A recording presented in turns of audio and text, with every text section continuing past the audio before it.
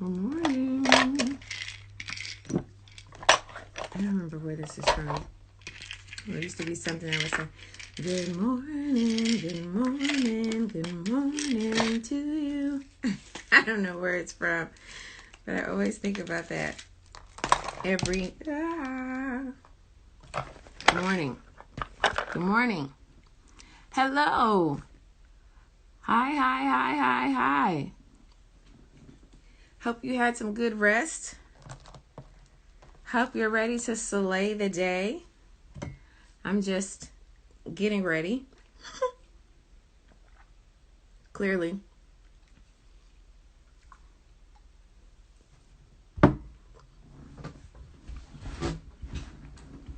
And part of my morning routine is definitely not to go live, but I decided let me go live this morning. But part of my morning routine is to take all my vitamins, because if I don't take my vitamins, just call it a wrap. It's a done deal. Like it's just, I'm running on self and whatever thing I'm excited about. Literally. And ever since Corona. Oh, it's evening. Where are you, Lilies? Oh, good.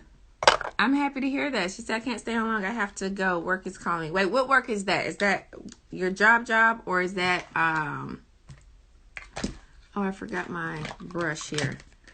You got some sessions or some consultations or something for your business. You're in the UK. I love my peoples in the UK. I left my... Okay, I'm going to use this one. It's pink, but it's okay. I just need a little bronzer just to hold everything together, child. That's all I need. Working on your business. You better. You have so much to offer, and so many people need what you have. So I hope you are. This, what's today? The 10th. So every I think we changed it, but every fourth Saturday we get on and we get our stuff together so that we can be ready for in our businesses. So I need to hear like your launch date, what you got going on, where you're at. I need to hear all of that stuff. Like, I'm gonna need you to be ready so that you can pop on video and tell me where you're at. Can we do that? Can we do that, Natalia? Please tell me it's a yes. I ain't even gonna say please. It better be a yes. Okay. Lilies in Bloom. You used to watch my Periscope. You know what? I've been meeting a lot of my Periscope peoples. And I'm so happy about it because I wasn't sure what was going to happen with Periscope, but I kind of fell off anyway because I was guilty of doing the very thing that I tell my clients not to do, which is have all these different social media platforms. Well, not necessarily like don't have all the social media platforms, but rather only be working, a few platforms at a time. Like, you don't want to be overworked and stressed out trying to post and trying to grow on all the platforms, because the truth is social media, as powerful as it is very time consuming. It was you'll be ready. That's what I'm talking about. I would be on with my husband. We would be on all the time. And then I think who really messed it up was Facebook. When Facebook introduced that live feature, it was a wrap, honey. Like, done. That was it. TikTok, y'all finna be my mirror, okay? Because I don't have contacts or glasses on, and I cannot see that far. So we about to use this one right here. So yeah, we used to do that together. But when Facebook had added the live feature, that was it. Okay. We pretty much shifted to Facebook because that's really where a lot of our peoples were anyway. We're on Facebook. We were just meeting like new folks on Periscope, but much of our of course friends, families, but also our audience was on Facebook. So it just worked out. It just worked out really well. So we just shifted over that way. But it could have been a little bit easier if we didn't overextend ourselves. The way I always tell people not to extend themselves. And the reason why I say that is because I already know. Like, I already know it's going to be a lot. I already know it's going to, you're going to be overexerting yourself. I already know that you're going to be wore out. I already know. Because social media within itself is like a full-time job. And y'all already know. Maybe you don't, but I'm not into all of that extra work. Like, I like a sexy business. I like a business that is simple. It's efficient. Okay. I've established my expertise and I operate out of my why. That's sexy to me. And I'm not going to sit here and kill myself trying to be on all these different social media platforms because this one's hot, this one's there, this popped up, this one's here, all the celebrities over here. Bump that. I'm not doing that. You're not going to sit here and kill me with all of these things because social media is a full-time job. Like, if you look at some of these corporations, they actually hire people. They hire people to be exclusively on their social media team. They hire people to operate and manage their social media. And you, as a solopreneur operating solo dolo, sitting here trying to do all the platforms. Don't kill yourself. That's crazy. I'm not doing that. Do not kill you. I'm telling you, I literally have been able to build a very lucrative business and transform many people's lives just with, bootstrapping my own capital, any profits that I had. I wasn't sitting there eating it up. I was sitting there investing it back into the business, right? And it's possible, but you can't think straight if all day, every day, all you're thinking of is this social media platform, that social media platform, what you post in here. Then you have to engage with other people, of course, because it is social, right? You learning people, you networking, you doing this, you doing that.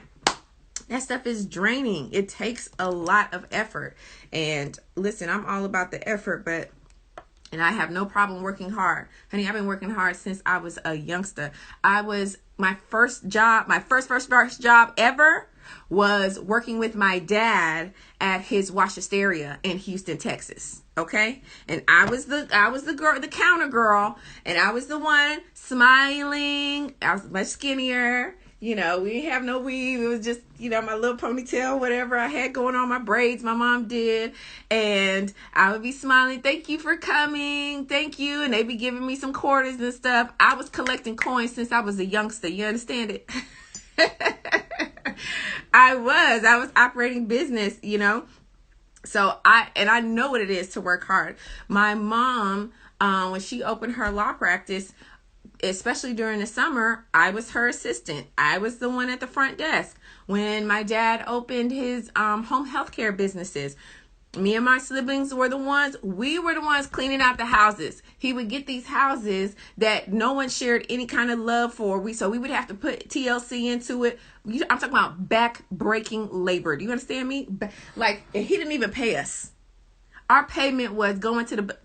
Why am I remembering all this stuff? He would be like, oh, I'm going to take you guys to the buffet. And guess what? Our hungry selves would be like, yes, we're going to go eat at the buffet. So we'll be cleaning. Cleaning.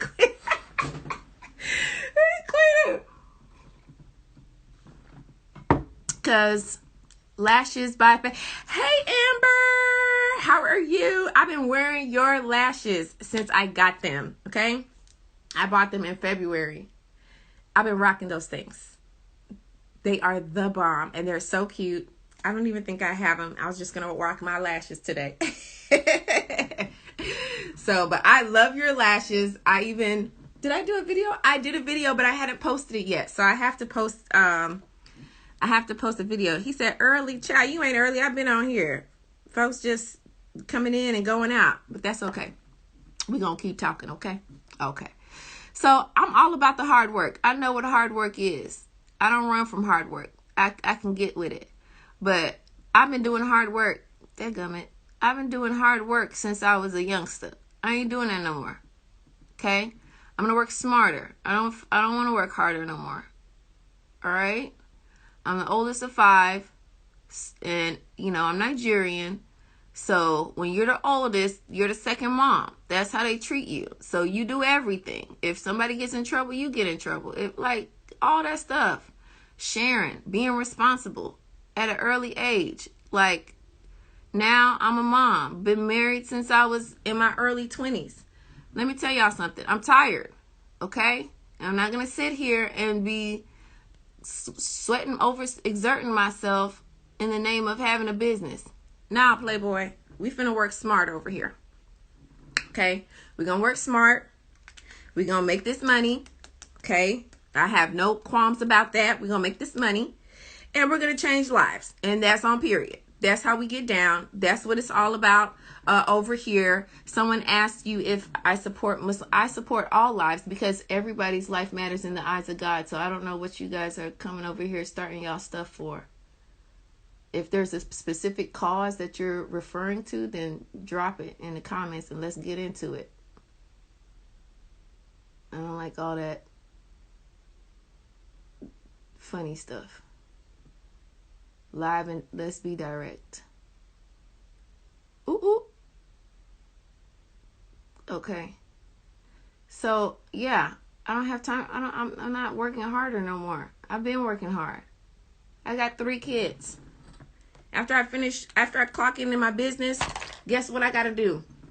I gotta take my B12 drops, okay? Charge up so I can clock into my second job with the kids. I'm not working harder anymore. I'm working smarter. And nobody can take me off of that. I'm not doing it. And a lot of us, we're so used to working hard. That's all we know. Hard work, hard work, hard work, hard work, hard work. No, that's not sexy. I ain't doing that. I'm telling you right now, I'm not doing that. I'm going to work smarter. Now, my work ethic is a lot different than a lot of other people's work ethic. So let's be clear. The work I put in and the stuff that I do, I know some people can't hang with that, and that's fine. That is totally fine. But I also want a different type of lifestyle. So I'm not going to just not do anything at all. And every time I try to fall back and just settle for a regular schmegular life, I can't even do it because it's not even authentic to me. I'm not regular schmegular. So I can't just settle for that. But I'm definitely not going to overexert myself, whether it's social media, whether it's my business, whatever. I'm not doing that. I'm going to definitely work smarter. I'm definitely going to be strategic with my moves. I'm definitely going to sit here and take advantage of these opportunities and these things that are out here that have not always been out here for many of us. If you want to get into that, we can get into all of that. Okay. But it's an African thing. Girl, you already know. Hey, beauty. Jamelia, it's definitely an African thing. That's what we're used to. That's what we had to do, of course, back home. And a lot of our peoples are still doing that hard work thing, but I'm not doing that. I have a different foundation. I have a different understanding. That came out good. That came out good. Okay. I have a different understanding. I have a different place that I'm operating out of.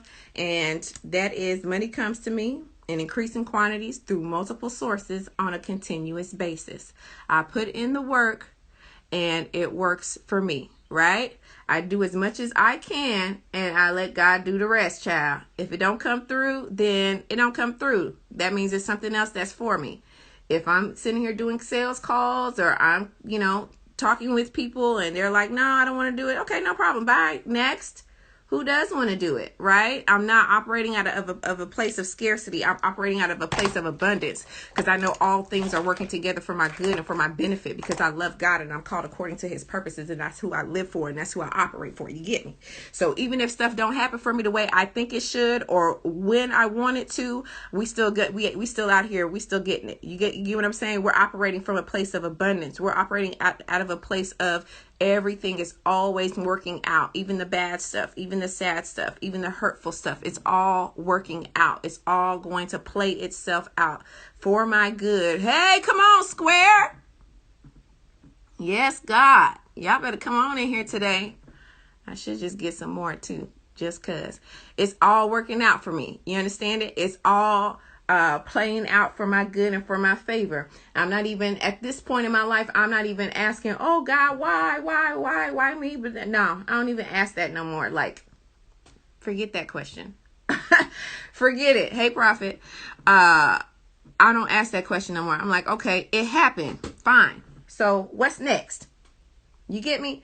What's next? What do I need to learn? What do you want to show me? What do I need to gather from this? Because it's happened already. I can't turn back the clock. I can't reverse it. So what do I need to learn from this? How do I need to go forward? What do you want to show me? What can I get out of this situation, out of this circumstance, out of this particular happenstance? You get what I'm saying? Like, I'm just operating from a different plane, a different mode. And at some point in my life, I wasn't. And really, the truth is, many of us don't operate from that place. Many of us feel like we're victims. Many of us operate from a victim mentality. Even though we say, like, we believe certain things, the truth is, your mindset, let me say it this way. The truth is, you operate from what you truly believe. Now, what you mentally ascend to, what you ascend to in your mind when someone says something may be different from what you internally in your core believe. Let me do my blush and you think about what I just said, because that's deep right there. You get what I'm saying? What you mentally ascend to when someone refers to something or when you see something or someone says something may be different from what you internally believe. So however you show up in life, that is how, and whatever your life is showing to you right now, that is really where your belief is. That's your belief system, because your life can only produce after your belief system. Now, as soon as your internal changes, then your external will catch up with your internal. That's why the things that you cannot see are greater than the things that you can see. Y'all keep getting fooled by these people on social media, flaunting this, flaunting that, showing this, showing that. And you think, oh, their life is perfect. I want to be like them. I want that. Okay, keep asking for the wrong thing. You asking for the wrong thing, child, because the things that you cannot see are very much more realer than the things that you can see. Spiritual things are greater than physical things that you can see. And that's on period. And the more spiritual you realize this life is, the more you will show up in life differently, and the more life you will operate from a spiritual plane and perspective than a physical plane and perspective. Okay, I just put that out there right there. So, and then and that also plays into, your business and how you operate in business. If you're looking at what you can see, oh, it's March 10th. I don't have any sales yet. Nothing has happened. This sucks. I made a mistake, blah, blah, blah. And that's what you keep saying. Guess what? That's how it's going to be all the way to the end of the month. But as soon as you say, oh, I don't have any sales yet, that's okay. It's coming. I have clients lined up. God got clients lined up for me. People are getting themselves together to do business with me. People can't wait to do business with me. They want me to serve them, and I look forward to serving them at the fullest capacity. Right? Yeah. Come on. Let's talk about it this early morning. Let's get our mind in order. Let's get our mind right. Let's use our morning rituals to get our mind and our spirit right. Let me let this dry down because it's a matte. I'm going to put some gloss on it in a second. Right? So we say, okay, it hasn't came through yet, but it's coming. There's always people lined up ready to do business with me. There's always people lined up because they see what I offer. They see my value. I am important. I am relevant. I have something to say. I have something to offer. And there are people lined up. I have at least 100 people lined up waiting to do business with me, ready to do business with me, have the money to do business with me all the time. But when you look at your sheet, that thing has 0 or that thing is super duper low. That's okay.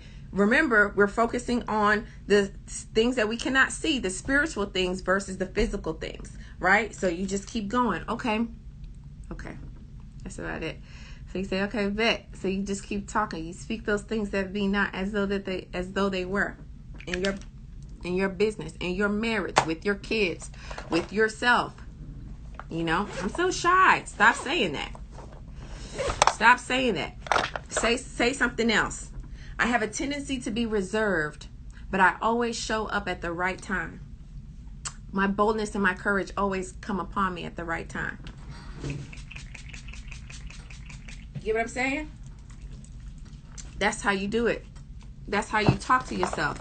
Then when you keep talking like that and you keep saying things like that, guess what happens? That now changes your internal.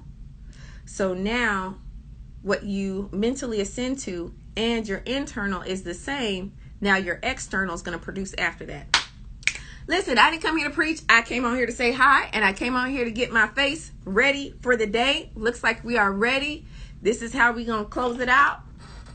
Let's put on the frames, honey, because we got to see what we're doing. Has anybody had Lasik? Y'all tell me. Has anybody had, you had Lasik? A friend of yours had Lasik? Let me know, because I'm really considering it. And even if I did get LASIK, I promise you I would still wear my glasses though. But I would just love to be able to see without doing this. Or love to be able to see without having to wear contacts and stuff. This is the finishing touch right here. Bzam! Come on, glasses. Come on, glasses. Let's get that right too, since we getting ready for the day. No thing left off the table, right? All right, let's see. How do I develop that belief mindset? That great belief mindset. It really has to come from inside of you. One thing I tell my clients is you have to identify the areas of your life that have been attacked the most. So if it's been your voice, whenever you use your voice, it's been attacked. I think that's Toni Morrison's story. No, yeah, it was Toni Morrison. I think she was raped by someone or molested by someone, and then they threw that person in jail. Then when he got out, they killed him or something like that. Then she went mute for like 8 years because she felt like in her mind she rationalized that by her using her voice it got someone in trouble. So she felt like it was her fault. And yet this woman and her voice, fast forward many years later, was a voice and gave so much credence to the Black experience. So her voice was attacked at a very early age. So you have to know that there was a process for her to get from that place where she found herself and what had happened to her now having some of the best poems, books, literature, all kinds of stuff, right? So the process was her assessing those areas of her life that were attacked, those areas of her life that were very, very meaningful, right? Those areas of her life that literally she was put on the earth to use. And then those areas of your life, you gotta sit down with yourself and write it out. Then you start to create affirmations, and you start to create words that are contrary to what you experienced. Did you see it? Did you see it? So for example, for like somebody like Toni Morrison, if your voice has always been attacked, anytime you say something, people are like, I don't understand what you're saying. Why do you talk like that? Blah, blah, blah, blah. So you started being quiet and you're like, oh, I'm shy. You're not shy. You've just been rejected so many times every time you open your mouth that now, thank you, girl. that now you don't want to say anything for fear of people responding to you in that way. But you're not shy. The real problem is you haven't embraced your voice. So now you have to be very intentional about saying things that will reverse the effects of the circumstance and the occurrences that you had. So now you have to say, what my opinion is valid. I love to hear myself talk. I know that sounds a little weird, but you know, for someone who's been attacked in that area of their life, that's the kind of stuff that you have to say. I love hearing myself talk. What I have to say is important. What I have to say is valid. My opinion makes a difference in someone's life. I always have the right thing to say, right? Like, you have to start talking like that. You have to start, I have no jury on. You have to start talking like that and saying those things for those specific areas of your life, because those areas of your life in your subconscious are like dead, are muted, are, you know, so buried down within you that now you have to be the one. You have to be intentional about resurrecting that thing, allowing that thing to come up, allowing that thing to speak. One of the areas of my life that was attacked a lot was my finances. But I'm a very generous person. I love to give. I love to help people. I love to do for people what I didn't have. That's me, right?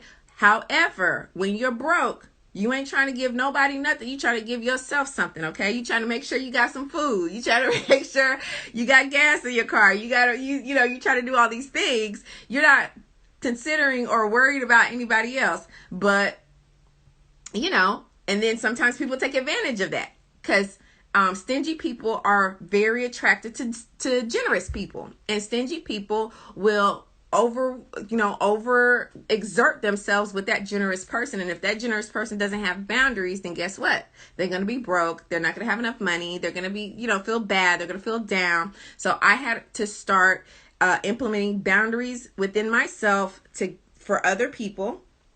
And then I had to be intentional about staying on a budget. I still do it. Mr. Budget is his name. Okay. Mr. Budget said no. Right. And then I also had to come against the experiences I had, like in college, when I didn't have no money, a meal was like ramen noodles with hot dogs. McDonald's, the dollar menu. Like, that was a treat. Y'all, that was broke. You understand? And that stuff really entered into my spirit, and it affected me. So there was a certain level of money that I was comfortable with because I was so used to being broke. So I had to start talking to myself and start saying, girl, money loves us. Money always finds us. Money always seeks us out. We can't even run from money if we tried. Oh, it ain't no more money, more problems over here, honey. It's more money, more things to do. More money, money can't help but seek us out. Me and money have a good relationship, right? Like, I would start saying stuff like that, even when my bank account was at zero, or I was facing this and that, like all the debt that I had with credit cards. I'm not worried about that debt. I'd be paying my bills though, but I'm not worried about that debt. That debt is canceled. That thing will be erased. I would just say stuff like that, and people would be like, oh, and my name is Faith. Oh, you have so much faith. Child, I'm working the principles that work. You understand?